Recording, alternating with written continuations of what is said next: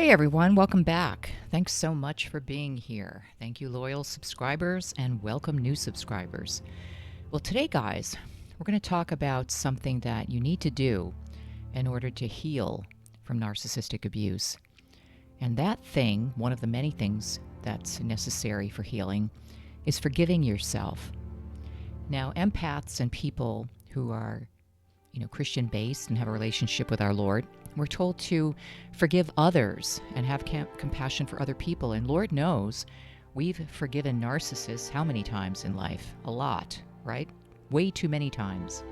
They're repeat offenders. They're very toxic. They're dangerous. And as representatives of the adversary, they come to steal, kill, and destroy God's people.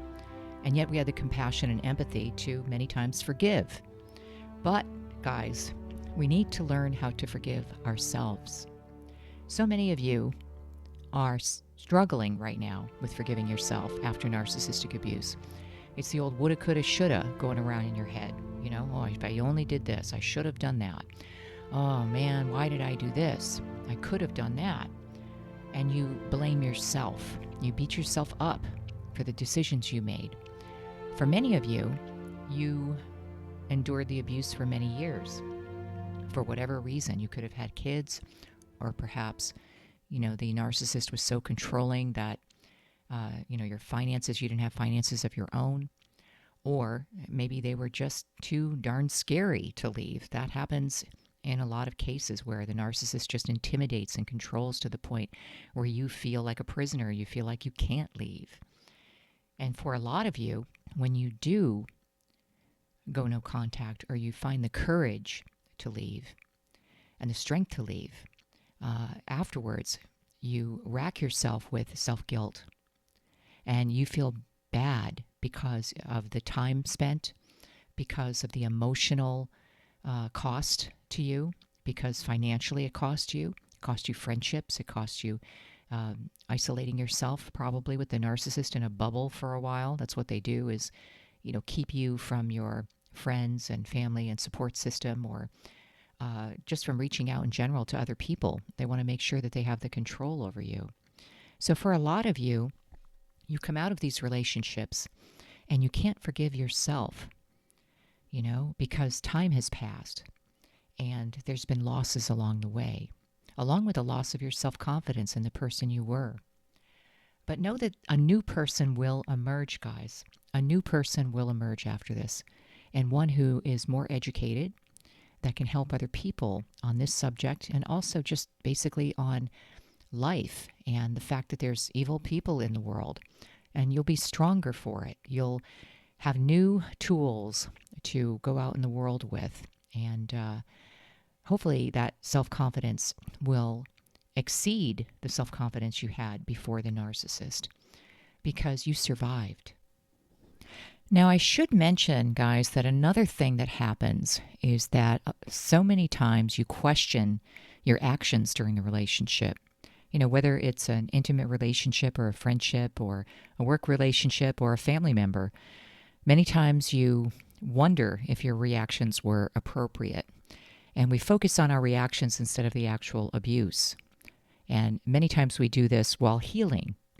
We say to ourselves, well, maybe I was overreacting. Well, maybe I was being paranoid and that didn't happen. Or maybe I was just thinking it was worse than it was. We question ourselves and our reactions. But actually, we should be recognizing and validating the fact that the abuse did happen. Our eyes work and our ears work. And many times we doubt ourselves because the narcissist has drilled it in to the target that it's all in their head, or that they're overreacting, or that their feelings are not valid, that they don't matter. And it's almost as though, well, nobody else has these feelings. That's how the narcissist tries to justify what they do. And will say that to the target, or make the target feel as though their reactions are really exaggerated. And just know that your reactions to the abuse were due to, ongoing abuse. And instead of questioning your reaction to the abuse, we should be questioning, why did the abuse even happen? It shouldn't have even happened. So because of their evil actions and their lack of empathy and lack of concern for other people and their severe malignant narcissism, which many times, they have sadomasochistic tendencies as well. So they'll actually do things to cause you pain, and then while you're suffering, they actually enjoy watching that. Watching you cry and suffer gives them a sense of power. Now, is that your fault? No, that is not your fault. And any reactions you had to that type of abuse is not your fault. This isn't about the reaction to the abuse. This is about the abuse itself. And I'm sure you'll find that when you remove yourself from the abuse and you maintain a sense of peace and an atmosphere of peace where there isn't this hypervigilance going on, wondering when the shoe's going to drop or when the next shocker is going to be or when the next horrifying event's going to happen. When you get away from that type of atmosphere and you have a sense of peace and you're spending time with God and you're reading the Bible, you're in the Word with the Word of God, and you're playing music that is, peaceful music, calm music, Christian music, your whole self calms down. You have a sense of peace in the Lord. You're not going to react that way. You reacted the way you did. Usually it's justified. You shouldn't feel guilty about the reaction that you gave after so much abuse. Now, so many don't understand the type of abuse we're talking about. We're talking about gaslighting, mental abuse, playing with your mind, very twisted actions by the narcissist that aren't human or humane, I should say. We've all witnessed it if we've dealt with a severe malignant narcissist. They're cruel. They're cruel and they're manipulative. They plot, plan, and scheme. As I said, a lot of them are planners. That's their job. In other words, they could be city planners or building planners or corporate planners of some type. They're always thinking ahead. They have a great ability to scheme, plot, plan for the future, what they're going to do to somebody, or just think ahead a lot. Whereas, the targets of narcissistic abuse, usually they're empaths. They have compassion and empathy, and they really make decisions with their heart. And they're not plotters, planners, and schemers. They just really think with their heart, and maybe not as much with the plotting, planning, and really thinking ahead before they make decisions. So know that about the narcissist. Many times the things that they do are premeditated, and that is evil when you premeditate to hurt somebody, when you plan it ahead of time. Now, your reaction, I don't believe, would be planned ahead of time, correct? Your reaction is your reaction to the abuse. It's spontaneous. It's from your gut. It's your heart and soul. A lot of times you just couldn't take it anymore. Or you try to defend yourself because the narcissist would flip things back on you when they were the perpetrator doing something horrible and awful in the relationship. They'll flip it around on you. And of course, your natural response is self-defense. Your natural response would be to have justice because, empaths are for justice. They want the truth to be told. You're the truth teller. And when that doesn't happen, yes, we have a knee-jerk reaction. Sometimes it is more than we ever thought we would, release as far as an emotion goes. But the actions of the narcissist are so severe sometimes, or they hit below the belt. I guess that's how I would word it. They're just so off the charts bizarre and below the belt that, you really start shaking your head thinking, how the heck did I get into this? How did I get involved with such a person, And you're racked with guilt, and that continues after. Like, why did I even date that person? Or why did I even work for that person? Or why did I even go back home with my family and let them abuse again? Many times you're just racked with self-guilt. And again, it's not about your reaction. It's about the abuse that they've been dishing out for so long. It takes its toll, guys.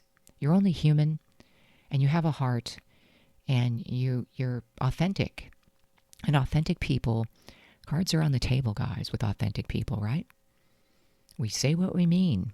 A lot of people don't like that, And they're gaslighting and projection and twisting and turning events, or making up false narratives about the target is infuriating. I mean, anybody would get infuriated with the things that the narcissist does. So unless somebody experiences it, they really don't know how they would react. But we need to forgive ourselves, guys.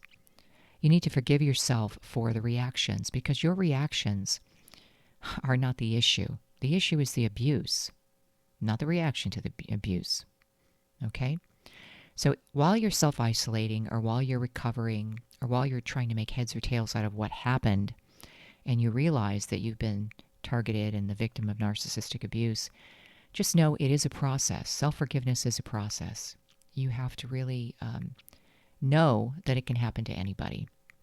And the smartest of people have encountered these types.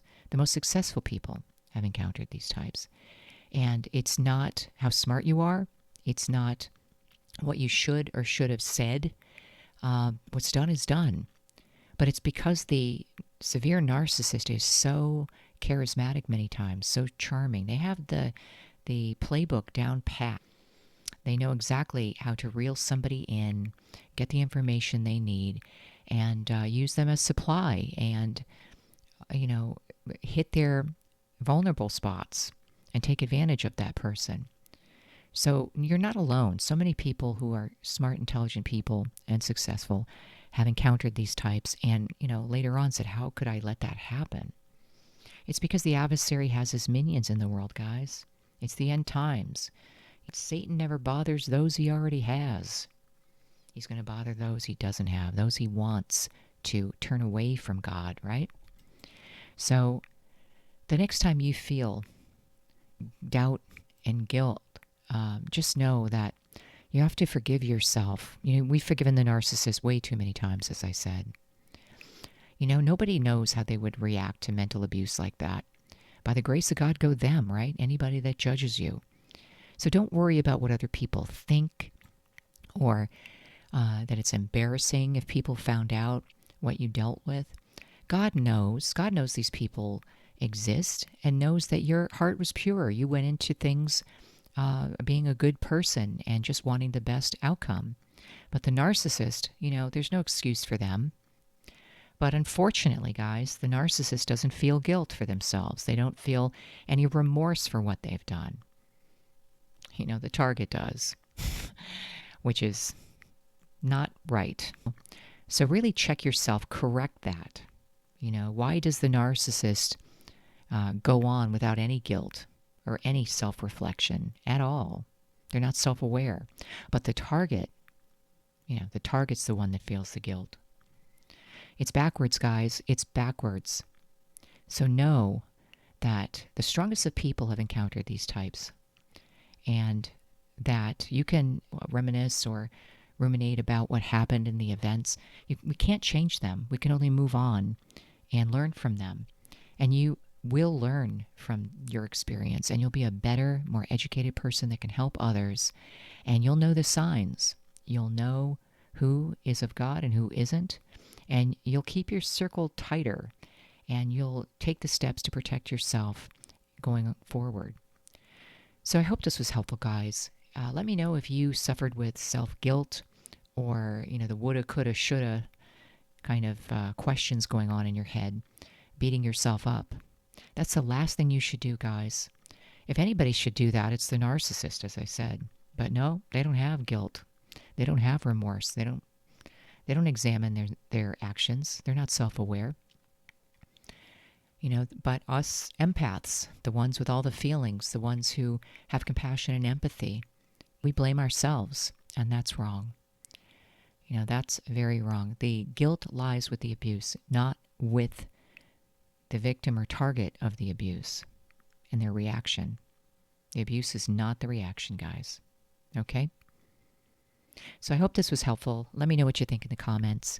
And if anyone needs prayer, please put your prayer request in the comments, and I'd be happy to pray for you and add you to the list. And also, if you would like one-on-one Christian guidance, please email me at angelhavenministry@gmail.com, and I'll be happy to get back to you on how to do that. Also, make sure you follow on Facebook, X, Rumble and Quora. I still have to catch up the Rumble page. It's more work than the other pages, but have to do that. And I noticed in the analytics behind the channel that a lot of you aren't subscribed. So please hit that subscription button. It helps the channel to grow. And hit the notification button so you'll be notified when a new video comes out.